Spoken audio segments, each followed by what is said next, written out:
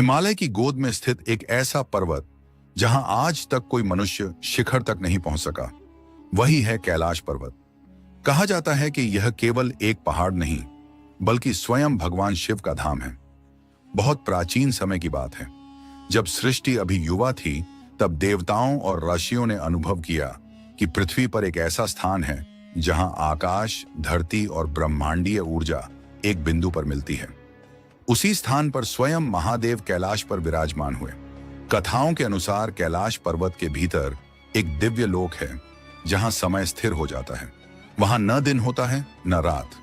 कहते हैं जो व्यक्ति पूर्ण तप, संयम और शुद्ध मन से कैलाश की परिक्रमा करता है, उसे पिछले जन्मों के बंधनों से मुक्ति मिल जाती है। आज तक अनेक पर्वतारोही कैलाश पर चढ़ने का प्रयास कर चुके हैं, लेकिन या तो वे रहस्यमय रूप से रास्ता भटक गए या किसी अदृश्य शक्ति ने उन्हें आगे बढ़ने से रोक दिया। स्थानीय साधु कहते हैं, कैलाश पर वही पहुंच सकता है जिसे स्वयं शिव बुलाए। एक और रहस्य यह भी है कि कैलाश पर्वत बिल्कुल त्रिशूल के आकार का है और इसके चारों ओर से 4 महान नदियां सिंधु, ब्रह्मपुत्र, सतलुज और कर्नाली जन्म लेती हैं, मानो स्वयं शिव की जटाओं से निकल रही हों। तिब्बती ग्रंथों में लिखा है कि कैलाश पर्वत पृथ्वी का ऊर्जा केंद्र, एक्सिस ऑफ द वर्ल्ड है। ध्यान करने वाले योगियों का कहना है कि यहाँ ध्यान करते समय मन अपने आप शांत हो जाता है और आत्मा ब्रह्मांड से जुड़ जाती है। एक और रहस्य यह भी है कि कैलाश की परिक्रमा करने वाले कई यात्री बताते हैं कि वहां समय असामान्य रूप से धीमा हो जाता है। जहां बाहर कई दिन बीतते हैं, वहीं परिक्रमा में बैठे साधु को केवल कुछ घंटे ही महसूस होते हैं। स्थानीय लोगों का विश्वास है कि आज भी कुछ अमर योगी कैलाश के भीतर रहते हैं, जो कल युग के अंत तक मानवता की रक्षा के लिए तप कर रहे हैं। वे दिखाई नहीं देते, लेकिन उनकी उपस्थिति हर किसी को महसूस होती है। और कहा जाता है, जब संसार अधर्म से भर जाएगा, तब कैलाश से एक दिव्य संकेत मिलेगा जो नई चेतना और सत्य का मार्ग खोलेगा। आज भी कैलाश अपने रहस्यों को अपने भीतर समेटे खड़ा है, न बोलता है न पुकारता है, और जो सुन सकता है उसे सब कुछ सुना देता है। अब बढ़ते हैं कैलाश पर्वत की यात्रा पर। कैलाश पर्वत एक ऐसा नाम जिसे सुनते ही रहस्य, भय और दिव्यता एक साथ मन में उतर आते हैं। यह सिर्फ एक पर्वत नहीं, बल्कि ऐसी जगह मानी जाती है जहां तर्क और विज्ञान दोनों मौन हो जाते हैं। साल 2001 में इस पर्वत को लेकर कुछ असामान्य घटनाएं सामने आईं, जिनके बाद चीनी प्रशासन को अचानक यह निर्णय लेना पड़ा कि कैलाश पर किसी भी प्रकार की चढ़ाई पूर्ण रूप से प्रतिबंधित कर दी जाए। लेकिन सवाल यह है, आखिर ऐसा क्या देखा गया था उस वर्ष जिसने एक सरकार को इतना बड़ा फैसला लेने पर मजबूर कर दिया? इतिहास के पन्नों में दर्ज है कि अब तक केवल एक ही व्यक्ति ऐसा रहा है जिसके बारे में कहा जाता है कि वह कैलाश की ऊंचाइयों के बेहद समीप तक पहुंचा। पर क्यों हर वह इंसान जिसने इस पर्वत को जीतने की कोशिश की, अगले 1 या 2 वर्षों के भीतर रहस्यमय परिस्थितियों में मृत्यु को प्राप्त हुआ? और इससे भी अधिक चौंकाने वाली बात, क्यों कहा जाता है कि कैलाश के आसपास समय की गति बदल जाती है और यहाँ इंसान की उम्र सामान्य से कहीं अधिक तेजी से बढ़ने लगती है? कई प्राचीन कथाओं और गूढ़ परंपराओं में यह भी उल्लेख मिलता है कि कैलाश के नीचे कहीं एक अदृश्य नगर छिपा हुआ है, शंभाला, एक ऐसा गुप्त लोक जो अत्यंत उन्नत ज्ञान, ऊर्जा और रहस्यों से भरा हुआ बताया जाता है। क्या यह सिर्फ एक मिथक है या सचमुच धरती के गर्भ में कोई ऐसा नगर मौजूद है जिसे आज की दुनिया देख नहीं सकती? यहां तक कि आधुनिक विज्ञान भी इस पर्वत के सामने असहज नजर आता है। कहा जाता है कि नासा जैसी विश्व प्रसिद्ध अंतरिक्ष एजेंसी ने कैलाश क्षेत्र में कुछ ऐसे असामान्य संकेत दर्ज किए जिनकी व्याख्या करना उनके वैज्ञानिकों के लिए भी आसान नहीं था। और जब चीन ने एक बार इस पर्वत के ऊपर से हेलीकॉप्टर उड़ाने का प्रयास किया, तो जो घटित हुआ उसने कई अनकहे सवाल खड़े कर दिए। आज के इस वीडियो में हम उन्हीं अनसुलझे रहस्यों की परत दर परत पड़ताल करेंगे जिन्हें अब तक दुनिया पूरी तरह समझ नहीं पाई है। तो तैयार हो जाइए, क्योंकि जो आप जानने वाले हैं वह आपकी सोच की सीमाओं से कहीं आगे जाने वाला है। और कहानी यहीं खत्म नहीं होती। 1962 में भारत और चीन के बीच शुरू हुआ सीमा विवाद, जो धीरे धीरे एक भीषण युद्ध में बदल गया, उसका संबंध भी कहीं न कहीं इसी रहस्यमय भूभाग से जोड़ा जाता है। इस संघर्ष का परिणाम भारत के लिए बेहद पीड़ादायक रहा। युद्ध की समाप्ति तक चीन लगभग 72,000 वर्ग मील भारतीय भूभाग पर अपना नियंत्रण स्थापित कर चुका था। इसी के साथ वह पवित्र क्षेत्र भी चीन के अधिकार में चला गया, जिसे सदियों से भारतीय सभ्यता की आत्मा माना जाता रहा। कैलाश पर्वत का इलाका, पूरा देश पराजय के आघात से जूझ रहा था। ऐसे माहौल में संसद के भीतर देहरादून से चुने गए सांसद महावीर त्यागी ने वह प्रश्न उठा दिया जो आज भी भारतीय राजनीतिक इतिहास में गूंजता है। उन्होंने बिना किसी संकोच के तत्कालीन प्रधानमंत्री जवाहरलाल नेहरू से सीधा सवाल किया, जब चीन आपकी मौजूदगी में हमारी 72,000 वर्ग मील भूमि पर कब्जा कर चुका है, तो यह बताइए कि उसे वापस लाने की कोई योजना है या नहीं। नेहरू का उत्तर अपेक्षा से बिल्कुल उलट था। शांत और ठंडी आवाज में उन्होंने कहा, जो हाथ से निकल गया वह निकल गया। वैसे भी वह क्षेत्र उपयोगी नहीं था, वहां घास तक नहीं उगती। यह जवाब सुनते ही महावीर त्यागी का धैर्य टूट गया। वे आवेश में खड़े हुए अपना गंजा सिर नेहरू की ओर इंगित करते हुए बोले, यहां भी कुछ नहीं उगता तो क्या इसे भी हटा दिया जाए? संसद में सन्नाटा छा गया। वह एक वाक्य नहीं बल्कि पूरे राष्ट्र के अंतर्मन की आवाज बन चुका था। उस दौर में यह चर्चा भी चल रही थी कि कम से कम कैलाश मानसरोवर क्षेत्र को लेकर भारत को कूटनीतिक और रणनीतिक प्रयास करने चाहिए। लेकिन दुर्भाग्य यह रहा कि 1950 में सरदार वल्लभ भाई पटेल के निधन के बाद ऐसा कोई सशक्त नेता शेष नहीं बचा जो इस मुद्दे पर नेहरू पर निर्णायक दबाव बना सके। और यहीं से वह अध्याय शुरू हुआ जिसमें दुनिया की सबसे रहस्यमयी और दिव्य पर्वत चोटी माउंट कैलाश हमेशा के लिए भारत की प्रत्यक्ष पहुंच से दूर चली गई। दुनिया की सबसे ऊंची चोटी माउंट एवरेस्ट, जिस पर अब तक 7,000 से अधिक पर्वतारोही अपने कदम रख चुके हैं, उसके मुकाबले लगभग 2,200 मीटर कम ऊंचाई वाला कैलाश पर्वत आज भी मानव विजय से अछूता है। इतिहास में केवल एक ही व्यक्ति ऐसा बताया जाता है जो इसकी ऊपरी सीमा तक पहुंच सका। उसके बाद यह पर्वत जैसे स्वयं को मनुष्य से दूर रखता चला गया। प्राचीन मान्यताओं के अनुसार कैलाश के समीप ही देवताओं के कोषाध्यक्ष कुबेर की अलौकिक नगरी स्थित है। कहा जाता है कि जो व्यक्ति अपने जीवन में धर्म, करुणा और सत्कर्म के मार्ग पर चलता है, उसकी आत्मा को मृत्यु के बाद कैलाश क्षेत्र में स्थान मिलता है। शायद यही कारण है कि यह पर्वत केवल पत्थर और बर्फ का ढेर नहीं, बल्कि संसार के सबसे पवित्र और रहस्यमय स्थलों में गिना जाता है। समुद्र तल से लगभग 6,718 मीटर की ऊंचाई पर स्थित कैलाश पर्वत को केवल एक भौगोलिक संरचना कहना इसकी गरिमा को सीमित कर देना होगा। यह स्थान अध्यात्म, रहस्य और आस्था तीनों का संगम है। यही वजह है कि हिंदू, बौद्ध और जैन धर्म तीनों के अनुयायियों के लिए यह पर्वत अत्यंत पूजनीय है। हिंदू परंपरा में कैलाश को भगवान शिव का दिव्य निवास माना गया है, जहां वे माता पार्वती के साथ योग और तप में लीन रहते हैं। बौद्ध मत के अनुसार यह पर्वत परम शांति और आनंद का प्रतीक है, जिसे बुद्ध डेमचौक का वास स्थल कहा जाता है। वहीं जैन धर्म में इसे अष्टापद के नाम से जाना जाता है, वह पवित्र भूमि जहां प्रथम तीर्थंकर ऋषभदेव को मोक्ष की प्राप्ति हुई थी। कैलाश को एक साधारण पर्वत कहना इसकी आध्यात्मिक महत्ता को कम आंकना होगा। यह स्थान अदृश्य शक्तियों, अनसुलझी घटनाओं और गहन आस्था का जीवन प्रतीक है। और इसी रहस्य की परतें खोलने के लिए चलिए आगे बढ़ते हैं। सन 1999 में रूस के प्रसिद्ध शोधकर्ता एर्नेस्ट मुल्दाशेव ने कैलाश पर्वत से जुड़े रहस्यों को समझने के उद्देश्य से एक असाधारण अभियान शुरू किया। उनकी टीम में भूगर्भ शास्त्र, भौतिक विज्ञान और इतिहास के विशेषज्ञ शामिल थे। उन्होंने कई महीनों तक कैलाश क्षेत्र में समय बिताया, तिब्बती लामाओं से प्राचीन ज्ञान प्राप्त किया और इस स्थान की गूढ़ परतों को समझने का प्रयास किया। मुल्दाशेव ने अपनी इस रहस्यमयी यात्रा और अनुभवों को अपनी पुस्तक where do we come from में विस्तार से दर्ज किया, जहां कैलाश पर्वत को केवल एक तीर्थ नहीं बल्कि मानव इतिहास और चेतना से जुड़े एक गहरे रहस्य के रूप में प्रस्तुत किया गया है। कुछ शोधकर्ताओं ने ऐसे दावे सामने रखे हैं जिन्होंने पूरी दुनिया को चौंका दिया। उनके अध्ययन के अनुसार कैलाश पर्वत केवल एक प्राकृतिक पहाड़ नहीं है, बल्कि यह किसी विशाल पिरामिड जैसी संरचना का आभास देता है।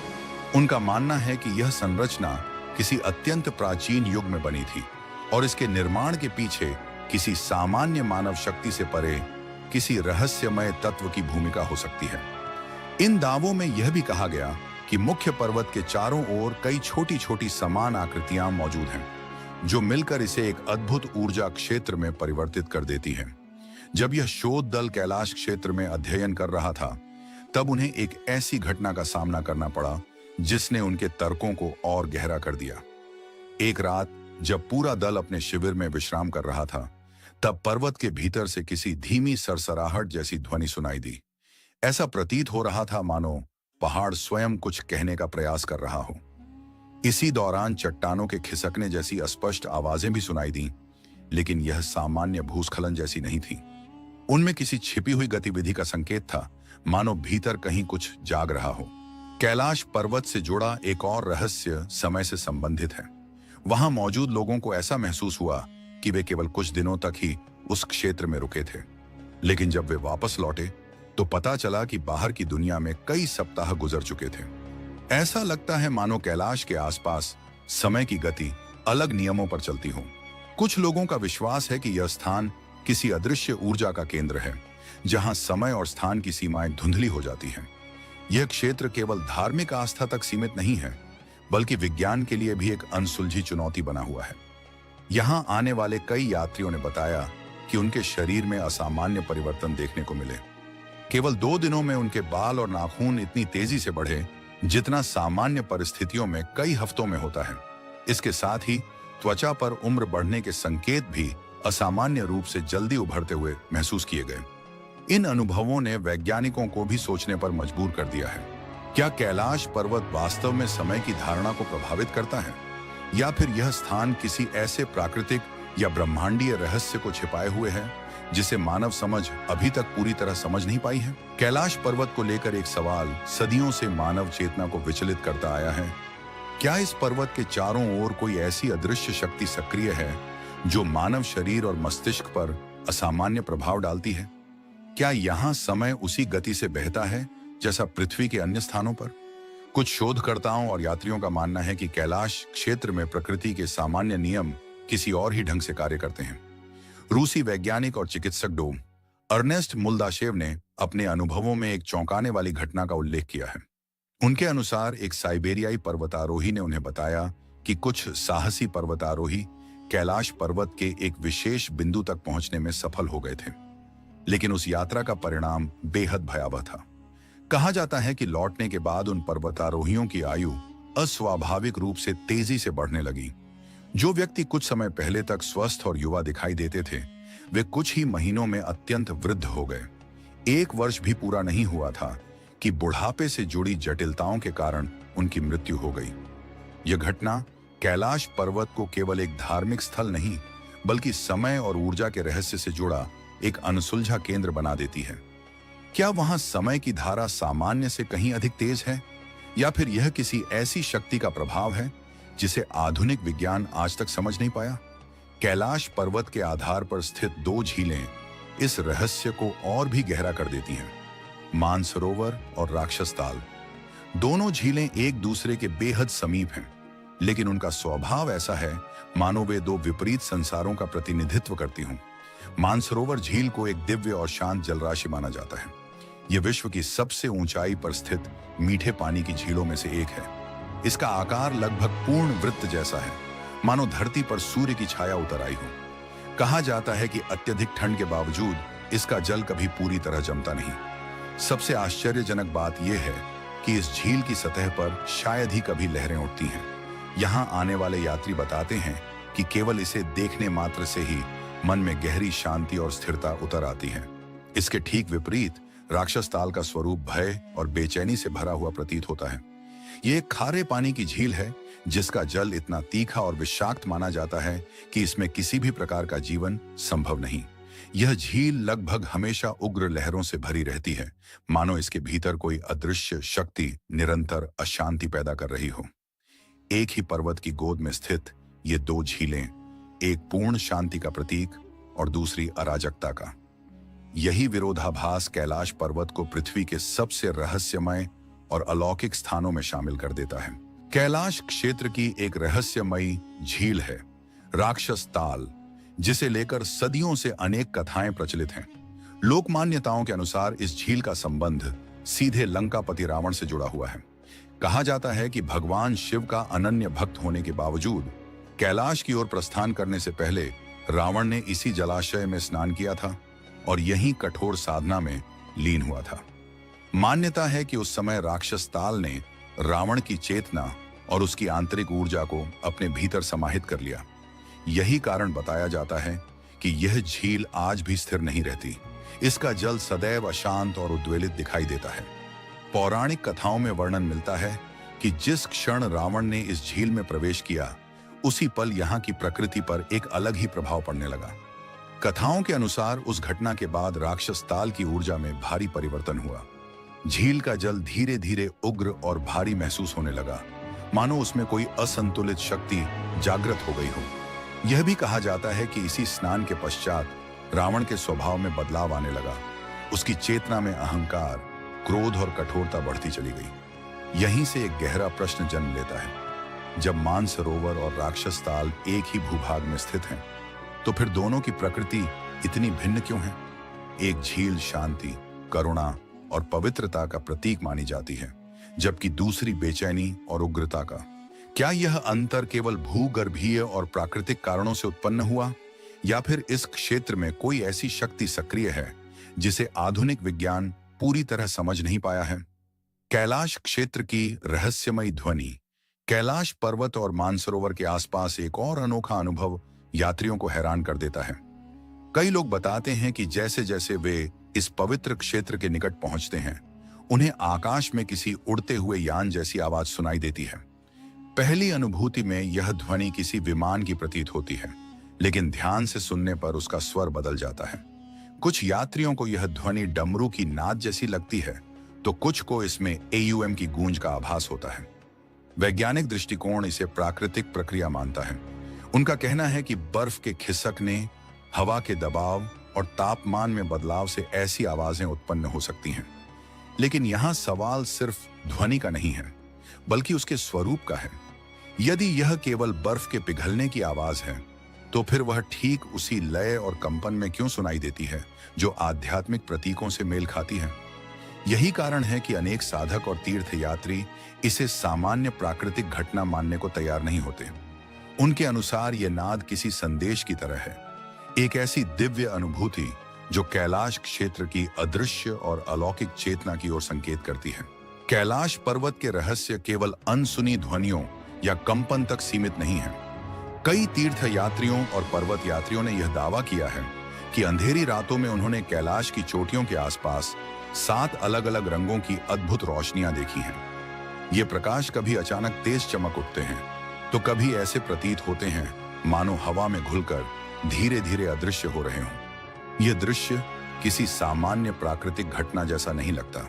कुछ वैज्ञानिकों का मत है कि यह प्रभाव वहां मौजूद शक्तिशाली चुंबकीय क्षेत्र और ऊंचाई पर बनने वाली विशिष्ट वायुमंडलीय परिस्थितियों के कारण उत्पन्न हो सकता है।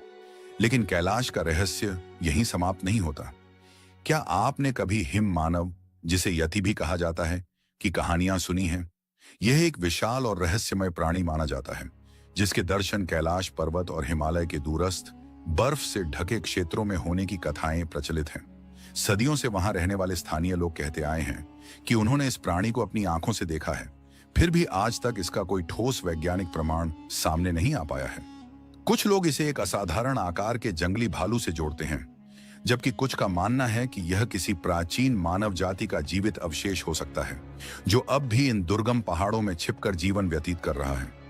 तिब्बती और नेपाली लोक मान्यताओं में यति को कैलाश क्षेत्र का एक रहस्यमय संरक्षक माना जाता है। वहीं कुछ कथाओं में इसे अत्यंत आक्रामक बताया गया है, जो इंसानों के लिए खतरा भी बन सकता है। इस रहस्य को सुलझाने के लिए वैज्ञानिक भी प्रयासरत हैं। कुछ शोधकर्ताओं ने यह परिकल्पना रखी है कि यति डेनिसोवन जैसी विलुप्त मानव प्रजातियों से जुड़ा हो सकता है। हालांकि यह विचार अभी केवल अनुमान के स्तर पर है, क्योंकि अब तक कोई भी ऐसा प्रमाण नहीं मिला है जो इस दावे को निर्णायक रूप से सिद्ध कर सके। दुनिया के विभिन्न देशों से जुड़े लगभग 30 वैज्ञानिकों ने यह संभावना जरूर जताई है कि हिमालय के बर्फीले इलाकों में किसी अज्ञात जीव का अस्तित्व हो सकता है, लेकिन ठोस सबूत आज भी रहस्य बने हुए हैं। तो फिर सवाल वही रह जाता है, क्या यति केवल लोक कथाओं और कल्पनाओं की उपज है, या फिर यह कैलाश पर्वत के उन अनकहे रहस्यों में से एक है जिन्हें मानव अभी समझ नहीं पाया है? क्या आपने कभी यह विचार किया है कि कैलाश पर्वत को केवल एक पर्वत नहीं, बल्कि पूरी पृथ्वी का आध्यात्मिक केंद्र क्यों माना जाता है?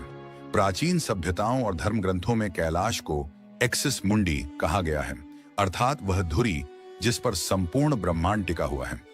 मान्यता है कि यही वह बिंदु है जहां आकाश और धरती की सीमाएं विलीन हो जाती हैं। पुराने ग्रंथों के अनुसार यह स्थान केवल भौगोलिक नहीं, बल्कि ऊर्जात्मक रूप से भी अत्यंत महत्वपूर्ण है। कहा जाता है कि यही वह मेरुदंड है जिससे होकर ब्रह्मांडीय ऊर्जा पूरे विश्व में प्रवाहित होती है और पृथ्वी का संतुलन बना रहता है।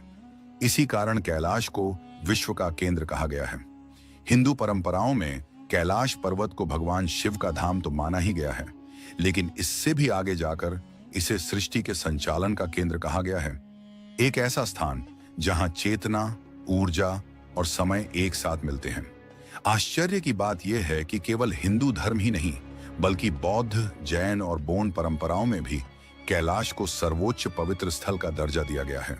लेकिन क्या यह सब केवल आस्था का विषय है, या फिर इसके पीछे कोई गहरा गणितीय और ब्रह्मांडीय रहस्य छिपा है?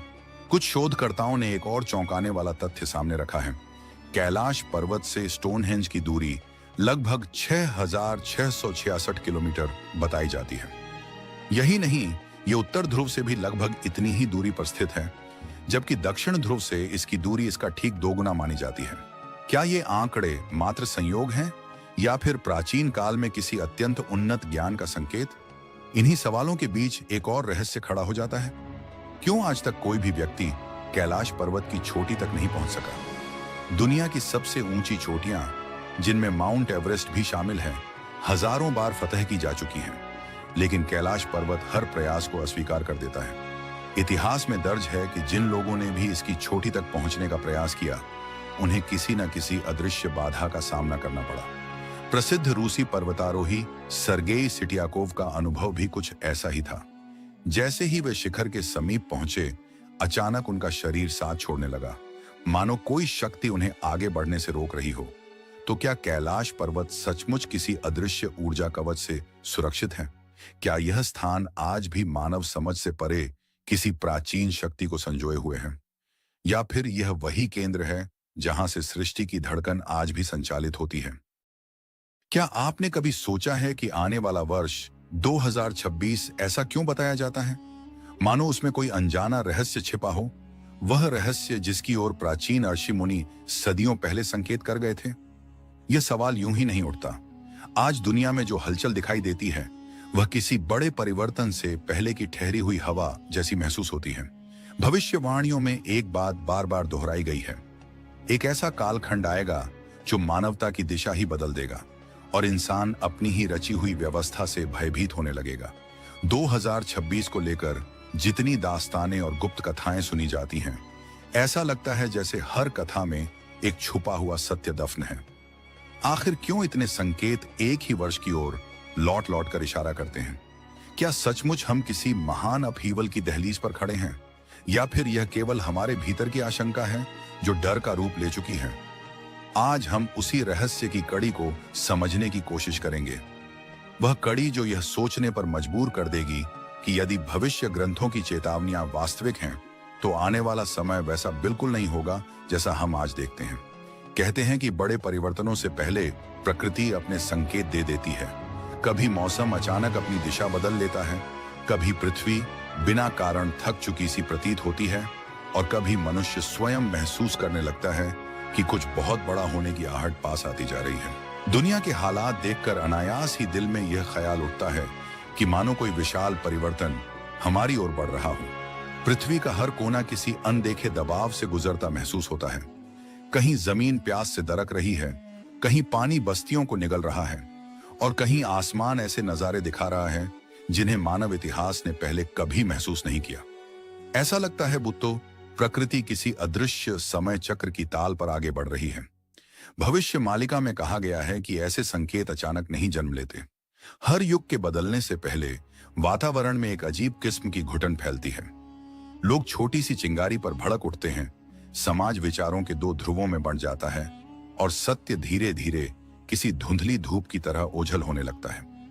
क्या आपने भी महसूस किया है कि आज मनुष्य पहले की तुलना में कहीं अधिक बेचैन, चिड़चिड़ा और डर से घिरा हुआ है? जैसे भीतर कोई बोझ जमा है जो एक दिन फटकर बाहर आने को तैयार बैठा हो। आर्षियों ने संकेत दिया था कि जब कलयुग अपनी अंतिम सीढ़ियों तक पहुंचेगा, तब मनुष्य को अपने कर्मों की परछाई का सामना स्वयं करना पड़ेगा। और यही कारण 2026 के रहस्य को और गहरा बना देता है।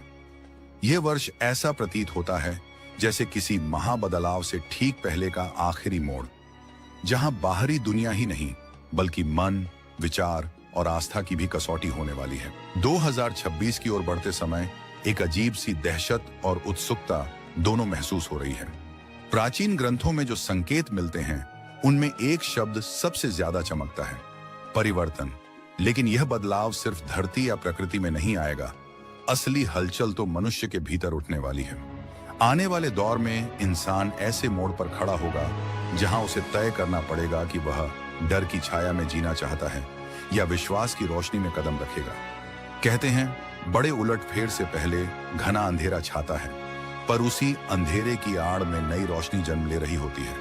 कई भविष्यवाणियां इशारा करती हैं कि पुराने ढांचे ढहेंगे, कई व्यवस्थाएं टूटेंगी, लेकिन उसी टूटन से एक ऐसी व्यवस्था उभरेगी जो अधिक शांत, पवित्र और सत्य के करीब होगी। यही बात सोचने पर मजबूर करती है। क्या 2026 सिर्फ संकट का साल है या एक नए समय का प्रवेश द्वार?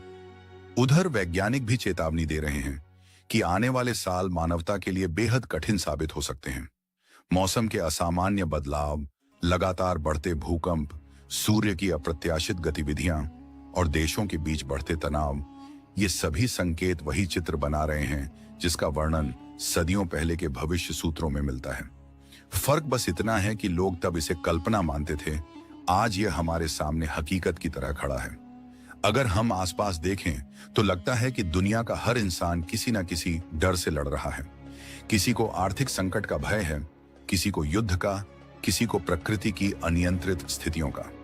यही बेचैनी प्राचीन शास्त्रों में उस घड़ी का संकेत मानी गई है जब युग परिवर्तन से ठीक पहले मानव मन अशांत हो जाता है, लेकिन हर डर के भीतर एक छिपा संदेश होता है कि बदलाव करीब है और परिवर्तन कभी भी बिना संकेत छोड़े नहीं आता। आज दुनिया के अलग अलग हिस्सों में जिस तरह की घटनाएं घट रही हैं, उनके बीच एक समान पैटर्न दिखाई देता है, वैसा ही जैसा पुरखों ने अपने समय में लिखा था, पर लोग तब उसे सिर्फ एक कथा मानते थे। अब वही कथा वास्तविकता की शक्ल ले रही है। पुराने ग्रंथों में दर्ज संकेत बताते हैं कि संसार कभी कभी अपने बदलावों की झलक पहले ही दिखा देता है। कभी आसमान में अनजानी गूंज सुनाई पड़ती है, कभी समुद्र अनोखे रंगों में ढल जाता है और कभी धरती बिना चेतावनी हिल उठती है। पहले लोग इन घटनाओं को बस संयोग समझकर आगे बढ़ जाते थे, लेकिन जब वही संयोग लगातार दोहराए जाने लगे तो विद्वानों ने जाना कि ये महज घटनाएं नहीं, आगामी परिवर्तन की दस्तक है। भविष्य मालिका में कहा गया है कि जब मनुष्य की बुद्धि भ्रम के कुहासे में फंस जाएगी, जब सत्य और असत्य के बीच की रेखा धुंधली पड़ जाएगी, तब संसार बड़े मोड़ के बिल्कुल सामने खड़ा होगा। अगर आज के द्वार को देखें तो वही परिदृश्य नजर आता है। सूचना हर दिशा में बिखरी है, लेकिन सच्चाई कहीं ओझल हो गई है। लोग हर समाचार पर शक करते हैं, हर स्थिति को खतरा मानते हैं और छोटी सी बात में भी किसी अंत की आहट ढूंढने लगे हैं। यही भय वह धुंध है जिसके बारे में कहा गया था कि यह भीतर भीतर मानव को खोखला कर देगी। सबसे महत्वपूर्ण संकेत सूर्य से जुड़ा बताया गया है।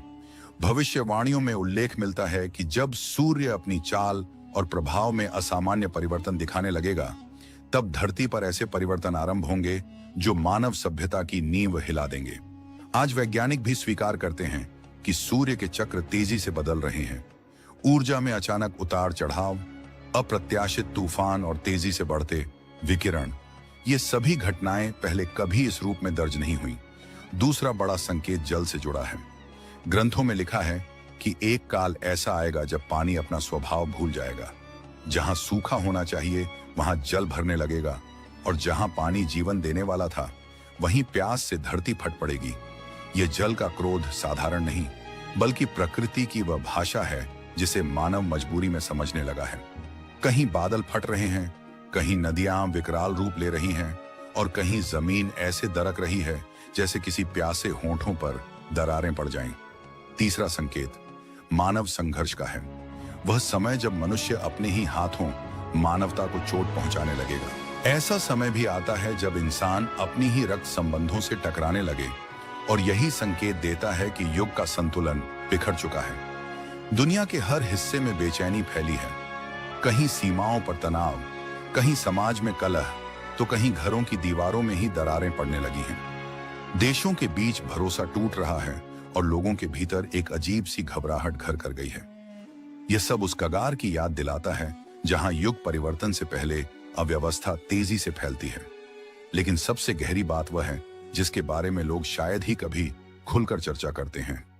ये उथल पुथल केवल बाहरी दुनिया में नहीं आएगी, बल्कि इंसान के मन और आत्मा के भीतर भी एक बड़ा विस्फोट होगा। भविष्य मालिका में स्पष्ट कहा गया है कि जो लोग सत्य से विमुख हो चुके हैं, जिन्हें अपने कर्मों पर घमंड है, वे इस परिवर्तन के समय सबसे अधिक कष्ट का सामना करेंगे। इसके विपरीत जो सत्यनिष्ठ, दयालु और ईमानदार मार्ग पर हैं, उनके जीवन की इनविजिबल रक्षा स्वयं ब्रह्मांड करेगा। यह कालखंड विनाश का नहीं, चयन का समय होगा। कौन सुरक्षित रहेगा और कौन अपने कर्मों का प्रतिफल पाएगा, यह निर्णय बाहरी परिस्थितियां नहीं, बल्कि मनुष्य के भीतर छिपी भावनाएं तय करेंगी। कहते हैं कि जब अंतिम तूफान गुजर जाता है, तब एक नई सुबह बिल्कुल शांत, बिल्कुल स्वच्छ रूप में जन्म लेती है। कई ऋषि मुनियों ने भी कहा है कि प्रलय का अर्थ हमेशा अंत नहीं होता। कभी कभी प्रलय पुराने ढांचों को हटाकर नए युग को रास्ता देने का माध्यम भी बनती है।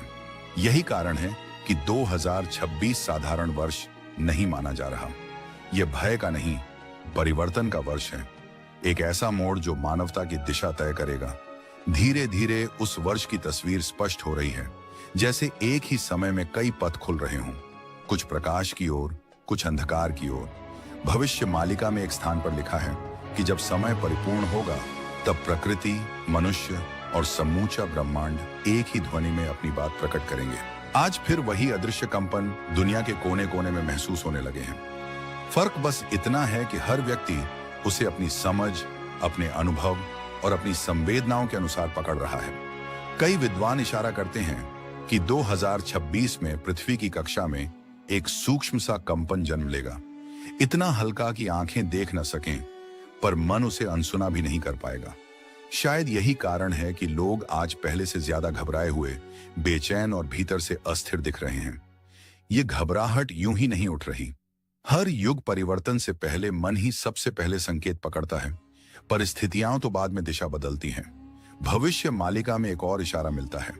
जब रातें अनावश्यक लंबी लगने लगे, दिन छोटे और भारी से प्रतीत हों और विचार धुंध की तरह उलझ जाएं, तब समझ लेना चाहिए कि परिवर्तन का द्वार चुपचाप खुल चुका है। आज यही अनुभूति लोगों के भीतर घूम रही है। एक अनकहा भय, जैसे कोई बड़ा मोड़ सामने खड़ा हो, पर उसका स्वरूप अभी धुंधला हो। कई बार यही अनपहचाना डर सबसे स्पष्ट चेतावनी साबित होता है। कुछ भविष्यवाणियां बताती हैं कि 2026 में दुनिया 3 प्रमुख करवटें लेगी।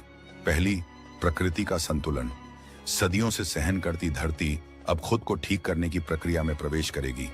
कभी समुद्र 2026 में दुनिया 3 प्रमुख करवटें लेगी। पहली, प्रकृति का संतुलन। सदियों से सहन करती धरती अब खुद को ठीक करने की प्रक्रिया में प्रवेश करेगी। कभी समुद्र असामान्य गर्जना करेगा, कभी हवाएं अनियंत्रित गति पकड़ेंगी, कभी धरती हल्की सी कांपेगी और कभी आसमान अपनी छटा बदल देगा। यह अंत नहीं, एक पुनर्गठन है। दूसरी, समाज की 2 दिशाएं।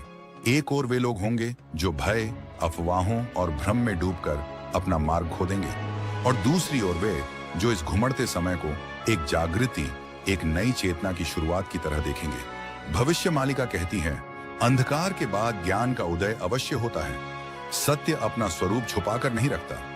तीसरी, मानव मन का रूपांतरण। इंसान अपने भीतर एक गहरी हलचल महसूस करेगा, जैसे पुरानी परतें टूट रही हों और विचारों का एक नया आयाम जन्म ले रहा हो। 2026 के बारे में जो भी कहा जाता है, उसका सार समझने की कोशिश की जाए तो एक ही बात सामने आती है। हर व्यक्ति को अपने भीतर छिपे साए का सामना करना होगा। कई लोग इस परिवर्तन की आहट से घबरा उठेंगे, लेकिन एक सच हमेशा स्थिर रहता है। हर अंधकार के बाद प्रकाश का द्वार खुलता ही है। भविष्यवाणी ग्रंथों के अंतिम पन्नों में लिखा है, जहां अंत दिखता है वहीं से शुरुआत जन्म लेती है। छाया ही सूर्योदय की घोषणा करती है। इसीलिए कई संत अर्ष्य और जागृत मन कहते हैं कि आने वाला समय केवल भय का अध्याय नहीं है। यह समय उन आत्माओं का है जिनके भीतर दया है, सत्य है और अटल विश्वास है। ऐसे लोग इस बदलाव से टूटेंगे नहीं, बल्कि उन्हें एक नई चमक, एक नई चेतना की झलक देखने को मिलेगी। बहुत से लोग 2026 को कयामत का वर्ष कहते हैं, पर असली प्रलय क्या होता है? यह हमेशा धरती पर नहीं उतरता, बल्कि मन में उतरता है। पुरानी धारणाएं टूटती हैं, झूठ अपना दम तोड़ता है, अहंकार गिर जाता है, और यही टूटन प्रलय कहलाती है। दुनिया नष्ट नहीं होती, दुनिया परिवर्तित होती है। और यह वही समय है जब हर व्यक्ति को अपने आप से एक गहरा प्रश्न पूछना होगा, क्या मैं परिवर्तन को अपनाने के लिए तैयार हूं? क्या मैं सत्य की राह पर खड़ा हूं? क्या मेरा जीवन डर पर टिका है या विश्वास पर? क्योंकि अंतिम निर्णय प्रकृति नहीं सुनाती, फैसला हम स्वयं करते हैं। कौन डर में डूबेगा और कौन जाग कर आगे बढ़ेगा, यह चयन हर आत्मा को खुद करना पड़ता है। कहते हैं 2026 के बाद दुनिया पहले जैसी नहीं बचेगी, पर पहले जैसी न रहना बुरा भी नहीं होता। संभव है कि इस अंधेरे के बाद ऐसी सुबह उभरे जो अभी तक मानवता ने कभी महसूस नहीं की।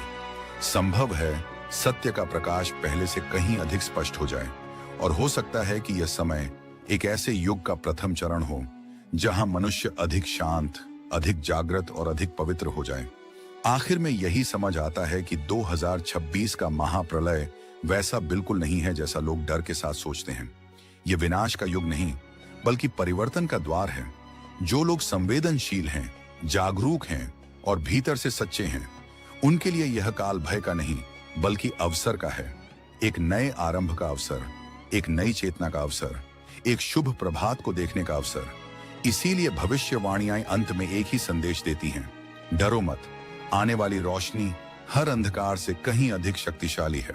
वीडियो पसंद आए तो चैनल को जरूर सब्सक्राइब करें, ताकि आगे आने वाला हर ज्ञानपूर्ण वीडियो आप तक पहुंचे। हर हर महादेव। जब भी कोई दूत अयोध्या की सीमा में कदम रखने की कोशिश करता, अदृश्य शक्ति उसे बाहर ही रोक देती। कई प्रयासों के बाद जब यमदूतों का धैर्य टूट गया, तो स्वयं यमराज ने क्रोध से भरकर अयोध्या की ओर कदम बढ़ाए। लेकिन जैसे ही वे नगर के मुख्य प्रवेश द्वार पर पहुंचे, वहां हनुमान जी अडिग खड़े मिल गए। यमराज ने समझाने की कोशिश की, पर हनुमान जी के लिए अयोध्या की पवित्र मर्यादा सर्वोपरि थी। बहस लंबी खींची, पर निष्कर्ष यही रहा, हनुमान जी ने यमराज को आगे बढ़ने नहीं दिया। अंततः क्रोधित होकर यमराज ने अपना प्रचंड यमदंड उठाया और हनुमान जी पर प्रहार कर दिया। पर शायद वे भूल चुके थे कि वे काल हैं और उनके सामने खड़े हैं महाकाल के अंशावतार। यमदंड का प्रभाव उनके सामने टिक ही नहीं पाया। उस समय त्रेता युग अपनी अंतिम सीमा पर था। प्रभु श्री राम की लोक लीला अब समाप्त होने वाली थी।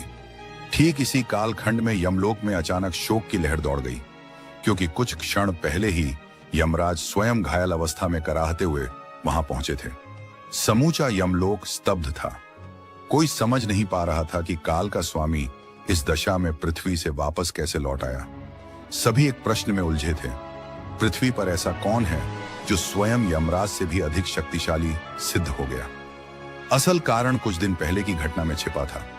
चित्रगुप्त और यमराज के बीच गंभीर विवाद छिड़ा था। चित्रगुप्त ने भयभीत स्वर में यमराज से विनती की, प्रभु, समय आ गया है कि आपको श्री राम से पृथ्वी छोड़ने का अनुरोध करना होगा। पर यही सबसे बड़ी समस्या है। यमराज ने चिंतित होकर पूछा, समस्या? कैसी समस्या? और यहीं से सबसे बड़ा रहस्य खुलने वाला था। चित्रगुप्त ने गंभीर स्वर में कहा, प्रभु, कई वर्षों से एक अजीब घटना घट रही है। जितने भी यमदूत अयोध्या की सीमा में प्रवेश करना चाहते हैं, वे द्वार तक पहुंचते ही वापस लौटने पर मजबूर हो जाते हैं। इसी कारण उस पवित्र नगरी में कोई मानव मृत्यु को प्राप्त ही नहीं हो रहा। चित्रगुप्त के संकेत पर यमराज ने दूतों से स्वयं प्रश्न किया। उनमें से एक ने हाथ जोड़कर कहा, स्वामी, अयोध्या के प्रवेश द्वार पर एक दिव्य वानर पहरा देता है। उसके शरीर से निकलने वाली तेजस्वी आभा जैसे ही हम पर पड़ती है, हमारा अस्तित्व मानो झुलसने लगता है। उस प्रकाश को सहना असंभव है, इसलिए हम आगे बढ़ ही नहीं पाते। यमराज ने भौहें चढ़ाई। कौन है वह वानर? इस पर चित्रगुप्त ने उत्तर दिया, देव, वह कोई साधारण प्राणी नहीं, वह स्वयं महाबली हनुमान है। यह सुनकर यमराज हल्के से मुस्कुराए और बोले, तो दूतों, तुम लोग भयभीत हो रहे हो? मैं मृत्यु का स्वामी हूं, किसी भी प्राणी की जीवन डोर खींच सकता हूं। हनुमान भी मेरे मार्ग में क्या बाधा बनेंगे? इतना कहकर वे अपने विशाल काले भैंसे पर आरूढ़ हुए और तेज गति से अयोध्या की ओर निकल पड़े। परंतु जैसे ही वे पवित्र नगरी के मुख्य द्वार पर पहुंचे, सामने एक तेजोमय आकृति खड़ी हो गई। वह थे श्री हनुमान। हनुमान जी ने अत्यंत सम्मान पूर्वक हाथ जोड़कर कहा, हे धर्मराज, आप स्वयं काल के नियंता हैं। आपका यहां आगमन किसी अनिष्ट का संकेत देता प्रतीत होता है। कृपा कर बताएं, किस कारण आप अयोध्या में पधारे हैं? अहंकारी लहजे में यमराज ने डपटते हुए कहा, वानर, हट जाओ मेरे मार्ग से। मैं प्रभु श्री राम के पास इसलिए आया हूं क्योंकि उनकी धरती लीला का समय पूर्ण हो चुका है।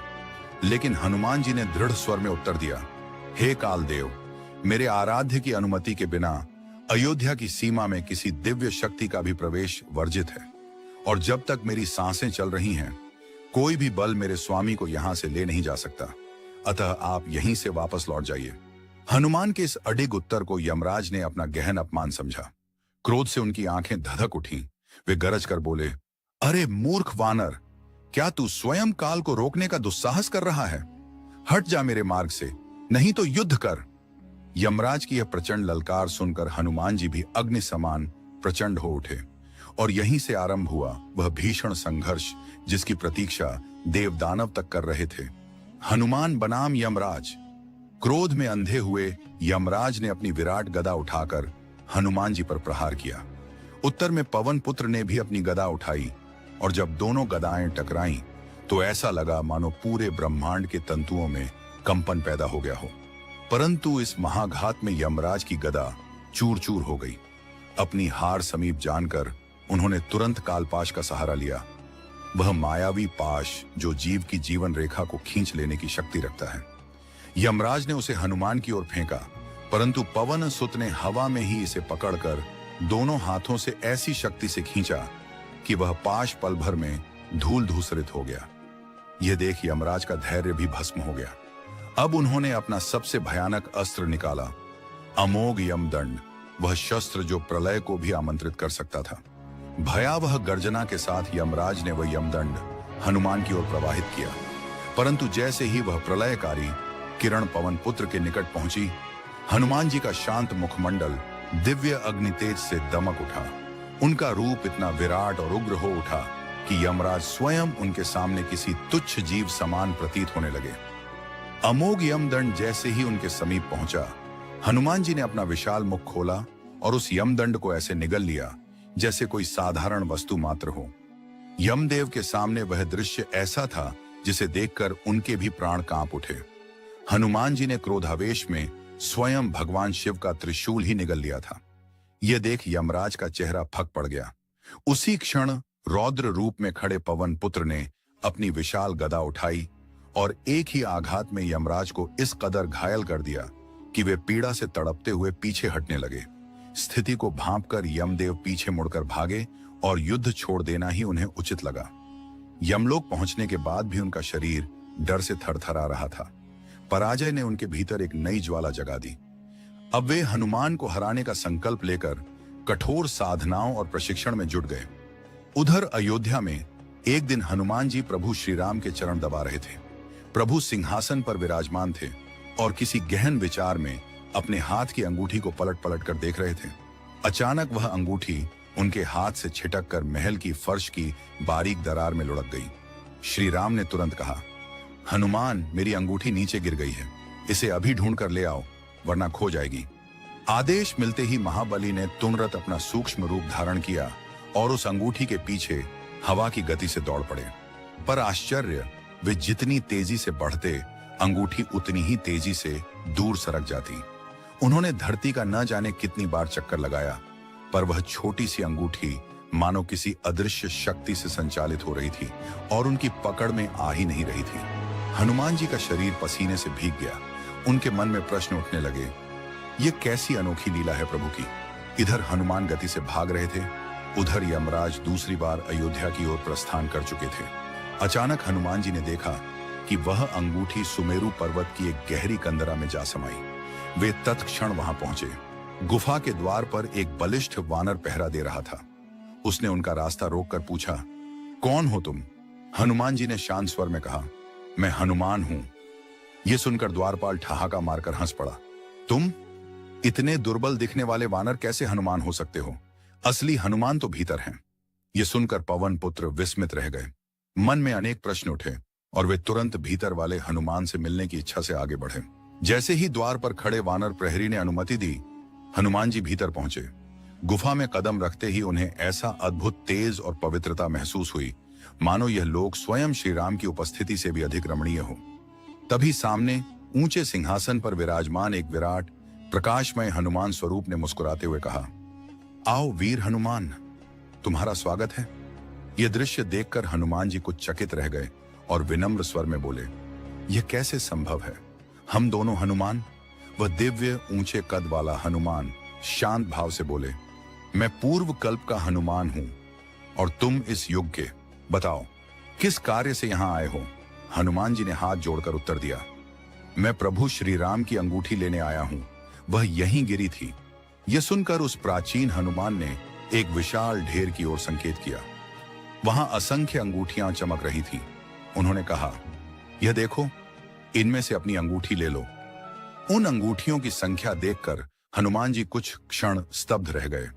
तब सिंहासन पर बैठे हनुमान ने समझाया, जब भी किसी कल्प में श्री राम का अवतार कार्य पूर्ण होता है, वे अपने हनुमान को इसी गुफा में भेजते हैं।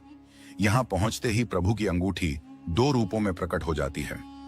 एक जिसे तुम जैसे वर्तमान हनुमान वापस ले जाते हो, और दूसरी यहीं रह जाती है, काल के साथ इस ढेर का हिस्सा बनकर। फिर उन्होंने मुस्कुराते हुए एक अंगूठी उठाई और कहा, यह रही वही अंगूठी जिसे लेने तुम आए थे। उधर हनुमान जी इस अलौकिक रहस्य को समझने में मग्न थे और इधर अयोध्या के द्वार पर यमराज अपनी समस्त शक्ति के साथ प्रवेश पाने का प्रयास कर रहे थे।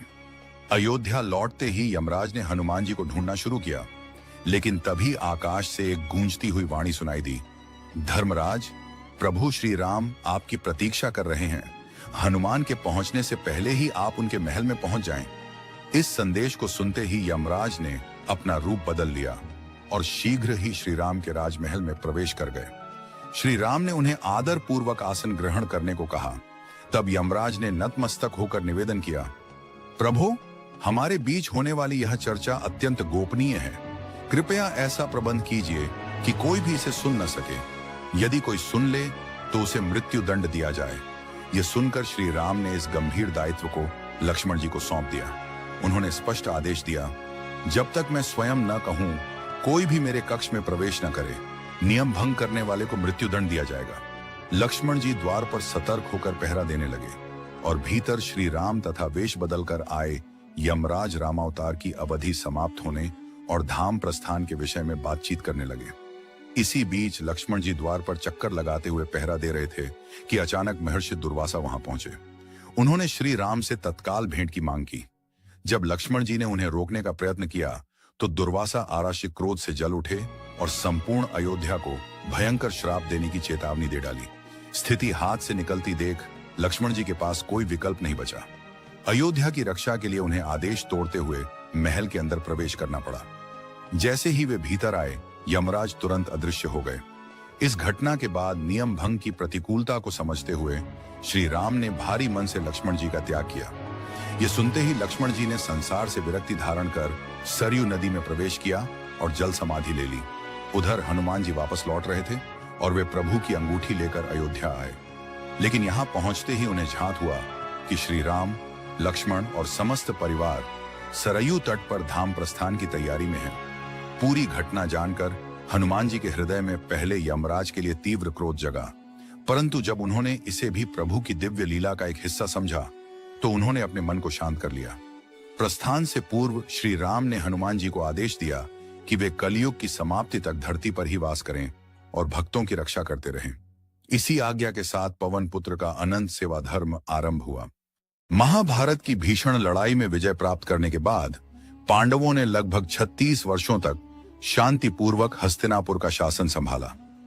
पर समय बीतने के साथ साथ राज्य में ऐसे अशुभ संकेत दिखाई देने लगे जिनसे मानो किसी बड़े परिवर्तन की आहट मिल रही थी। दूसरी ओर गांधारी के शाप और उनके पुत्र श्याम की दुर्भाग्यपूर्ण घटनाओं के चलते यदुवंश स्वयं ही आपसी संघर्षों में नष्ट हो गया। इन घटनाओं के पश्चात भगवान बलराम ने देह का त्याग करते हुए समाधि में प्रवेश कर लिया और उसके कुछ समय बाद एक शिकारी के बाण के कारण श्री कृष्ण भी इस धरती से विदा हो गए। जब यह दुखद समाचार पांडवों तक पहुंचा तो उनके भीतर गहरा विरक्ति भाव जागा। उन्होंने द्रौपदी सहित सांसारिक जीवन को छोड़कर स्वर्ग गमन की यात्रा पर निकलने का निश्चय कर लिया। लेकिन मित्रों, क्या आप जानते हैं कि इस दिव्य यात्रा के दौरान धर्मराज युधिष्ठिर को अनेक कठोर परीक्षाओं का सामना करना पड़ा था? यदि नहीं तो इस कथा को अवश्य अंत तक सुने। यात्रा प्रारंभ करने से पहले युधिष्ठिर ने युयुत्सु को बुलाया और पूरे राज्य की देखरेख का उत्तरदायित्व उसे सौंप दिया। फिर अभिमन्यु के पुत्र परीक्षित का विधिवत राज्याभिषेक किया ताकि वंश और शासन की परंपरा सुरक्षित बनी रहे। इसके बाद पांडव और द्रौपदी साधारण वनोपयोगी वस्त्र धारण कर सांसारिक बंधनों को पीछे छोड़ते हुए स्वर्ग की ओर अपने पवित्र मार्ग पर प्रस्थान कर गए। हस्तिनापुर की सीमाओं से बाहर निकलते ही उनके नए अध्याय की आध्यात्मिक यात्रा शुरू हो चुकी थी। यात्रा के अंतिम पड़ावों में जब पांडव आगे बढ़ रहे थे तो उनके पीछे चुपचाप एक साधारण सा कुत्ता भी चल पड़ा। यह देखकर अर्जुन, भीम, नकुल और सहदेव सभी चकित रह गए। तब धर्मराज युधिष्ठिर ने मुस्कुराकर कहा कि यह कोई सामान्य प्राणी नहीं बल्कि उनका विश्वासी और विनम्र साथी है जो अनेक वर्षों से उनके साथ है। धीरे धीरे पांडव द्रौपदी के साथ अनेक पवित्र स्थानों, नदियों और समुद्रों का भ्रमण करते हुए आगे बढ़ते रहे। एक दिन वे भटकते भटकते लाल सागर रेड सी के तट तक जा पहुंचे। लेकिन अर्जुन उस समय भी अपने प्रिय गांडीव और कभी खाली न होने वाले तरकशों के मोह से मुक्त नहीं हो पा रहे थे। तभी अग्निदेव प्रकट हुए और अर्जुन को आदेश दिया कि वह इस दिव्य धनुष और अक्षय बाणों का त्याग कर दें। अंततः अनिच्छा होते हुए भी अर्जुन को दोनों वस्तुएं वहीं छोड़नी पड़ी। इसके बाद पांडवों ने पृथ्वी का अंतिम परिभ्रमण पूरा करने की इच्छा से उत्तर दिशा की ओर प्रस्थान किया। लंबी यात्रा तय करते हुए वे हिमालय की ऊंचाइयों तक पहुंच गए, जहां केदारनाथ में उन्हें भगवान शिव के दर्शन प्राप्त हुए। शिव ने उन्हें उनके जीवन भर के पापों, विशेषकर युद्ध में मारे गए प्रियजनों के दोष से मुक्ति प्रदान की और स्वर्ग तक जाने का मार्ग बताया। आगे बढ़ते हुए उन्हें रेत से भरा एक विशाल समुद्र दिखाई दिया, जिसे पार करने के बाद वे सुमेरु पर्वत के दिव्य स्वरूप से साक्षात हुए। यहां से पांडवों ने अपने अंतिम लक्ष्य देह सहित स्वर्गारोहण की दिशा में कदम बढ़ाए और चलती इस यात्रा में एक एक कर नियति के रहस्य खुलने लगे। इसी दौरान आकाश मार्ग से इंद्रदेव उतरे और पांडवों के सामने प्रकट होकर बोले, धर्मराज, मैं तुम्हें स्वर्ग तक ले जाने आया हूं। परंतु युधिष्ठिर ने विनम्र स्वर में उत्तर दिया, देवेंद्र, हमें क्षमा करें, हम मनुष्य हैं और हमारे लिए उचित यही है कि हम अपने ही तप, शक्ति और सत्य पर आधारित यात्रा पूरी करें। किसी दैवी सहारे से स्वर्ग पहुंचना हमारी मर्यादा के विपरीत होगा। युधिष्ठिर की यह निस्वार्थ बात सुनकर देवराज इंद्र अति प्रसन्न हुए और आशीर्वाद देकर वहां से वापस लौट गए। इंद्र के प्रस्थान के बाद पांडव, द्रौपदी और वह वफादार कुत्ता तेज गति से हिमपथ पर आगे बढ़ते रहे। तभी अचानक द्रौपदी का कदम डगमगाया और वह नीचे गिर पड़ी। भीम और अर्जुन दोनों आश्चर्यचकित थे। दृष्टि उनकी ओर टिक गई। भाई, द्रौपदी तो किसी के प्रति अन्याय नहीं करती थी, फिर यह पतन क्यों? युधिष्ठिर ने गहरी सांस लेकर कहा, उसका हृदय हम सब में अर्जुन के प्रति सबसे अधिक झुका रहता था।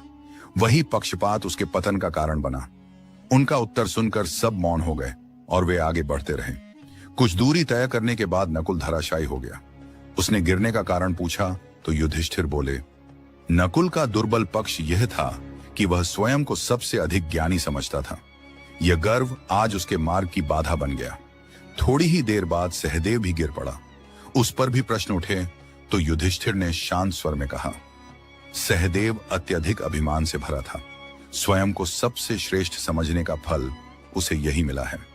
यात्रा जारी रखते हुए कुछ दूर और चले ही थे कि अर्जुन भी थकान और अहंकार के बोझ तले गिर गया। युधिष्ठिर ने भीम से कहा, अर्जुन को अपने शौर्य का अत्यधिक घमंड था। वह सोचता था कि अकेला ही एक दिन में समस्त शत्रुओं का संहार कर सकता है, पर यह वास्तविकता कभी सिद्ध नहीं हुई। यही मिथ्या गर्व उसके पतन का कारण बना। अब तक बस युधिष्ठिर, भीम और वह कुत्ता ही शेष थे। चलते चलते जब भीम भी गिर पड़ा तो उसने अंतिम बार पूछा, मेरे गिरने का कारण क्या है भैया? युधिष्ठिर बोले, भीम, तुम्हारी कमजोरी तुम्हारी भूख और शक्ति का प्रदर्शन करना था। यही दोष आज तुम्हें रोक रहा है। अब केवल युधिष्ठिर और वह विश्वासी कुत्ता आगे बढ़ रहे थे। लंबी कठिन यात्रा के बाद वे स्वर्ग के प्रकाशमान द्वार तक पहुंच गए। वहां धर्मदेव ने सामने आकर कहा, धर्मपुत्र, तुम तो प्रवेश कर सकते हो, पर यह कुत्ता स्वर्ग द्वार में नहीं आ सकता। यह सुनकर युधिष्ठिर दृढ़ स्वर में बोले, यह जीव मेरा अतुलनीय भक्त है, जिसने मेरे साथ इस कठिनतम मार्ग पर एक क्षण का साथ नहीं छोड़ा। उसे छोड़कर मैं स्वर्ग का सुख स्वीकार नहीं कर सकता। जब अंततः युधिष्ठिर स्वर्ग के द्वार पर पहुंचे तो उन्होंने निवेदन किया, इस वफादार साथी को भी मेरे साथ प्रवेश की अनुमति प्रदान कीजिए। लेकिन देवताओं ने स्पष्ट कहा कि किसी पशु को स्वर्ग में प्रवेश नहीं दिया जा सकता। फिर भी युधिष्ठिर अपना निर्णय बदलने को बिल्कुल तैयार नहीं हुए। वे दृढ़ रहे कि यदि यह कुत्ता उनके साथ नहीं जा सकता तो वे भी स्वर्ग में कदम नहीं रखेंगे। काफी देर तक समझाने बुझाने के बाद भी जब युधिष्ठिर नहीं माने, तब वह कुत्ता अचानक प्रकाश से भर उठा और अपने वास्तविक स्वरूप में प्रकट हो गया।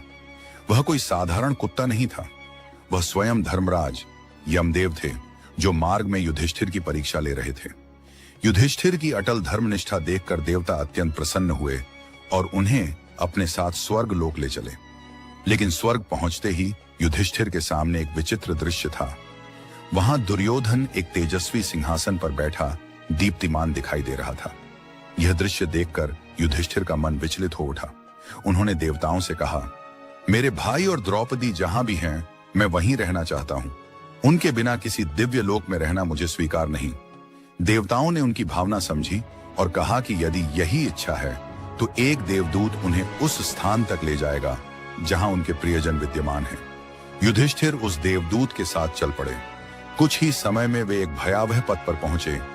चारों ओर घना अंधकार, सड़ी लाशों की तीखी दुर्गंध, लोहे के भाले सी पेड़ियां और ऊपर मंडराते गिद्ध। यह वह स्थान था जिसे सूत पथ या नरक की सीमा कहा गया है, जहां केवल पीड़ा और भय का वातावरण होता है। इस भयावह मार्ग ने युधिष्ठिर को बेचैन कर दिया।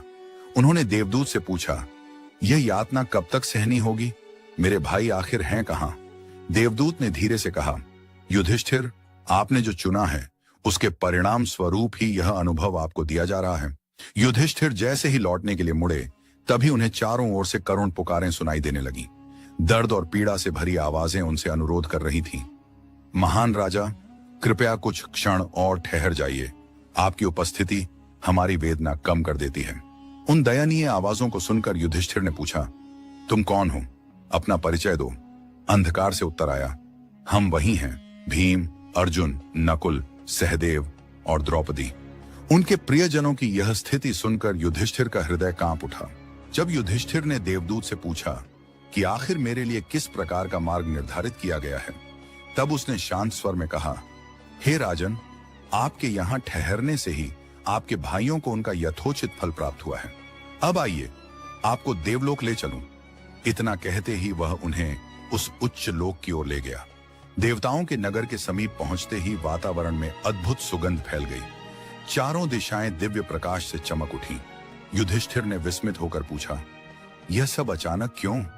तब देवराज इंद्र स्वयं प्रकट हुए और बोले, राजन, आपने अश्वत्थामा को मृत बताकर द्रोण को युद्ध से विरक्त किया था। उस छल का परिणाम आपको भी अल्प समय के लिए भोगना पड़ा। अब वह बंधन समाप्त हो चुका है। अपने भाइयों और उन सभी वीरों से मिलने चलिए जो आपसे पहले स्वर्ग पहुंच चुके हैं। इंद्र के आग्रह पर युधिष्ठिर ने तीव्र गति से बहती पवित्र गंगा में स्नान किया। जल से ऊपर उठते ही उनका नश्वर मानव शरीर विलीन हो गया और उन्होंने एक दिव्य तेजस्वी रूप धारण कर लिया। इसके उपरांत अनेक देवता शिव स्तवन करते हुए उन्हें उस महिमामय स्थान पर ले गए जहां उनके चारों भाई आनंद पूर्वक स्थित थे। वहां पहुंचते ही युधिष्ठिर ने सर्वप्रथम श्री कृष्ण के दर्शन किए। उन्होंने देखा अर्जुन श्रद्धा से कृष्ण की सेवा कर रहे हैं। युधिष्ठिर को देखकर कृष्ण और अर्जुन दोनों ने उनके आगमन का आत्मीय स्वागत किया। इसके आगे उनकी दृष्टि भीम पर पड़ी। वह पुनः अपने दिव्य वायुपुत्र रूप में दीप्तमान थे। कर्ण सूर्यदेव के समान गौरवमय प्रकाश में खड़े दिखाई दिए। नकुल और सहदेव अश्विनी कुमारों के समक्ष विराजमान थे, मानो स्वयं उनके अंश ही हों। इंद्र ने मुस्कुराते हुए बताया, जो देवी तुम्हें दिखाई दे रही हैं, वही भगवती लक्ष्मी हैं। उनके ही अंश से द्रौपदी प्रकट हुई थी और यहाँ उपस्थित प्रत्येक वीर महाभारत के युद्ध में वीरगति को प्राप्त हुए आज अपने अपने दिव्य स्वरूप में निवास कर रहे हैं।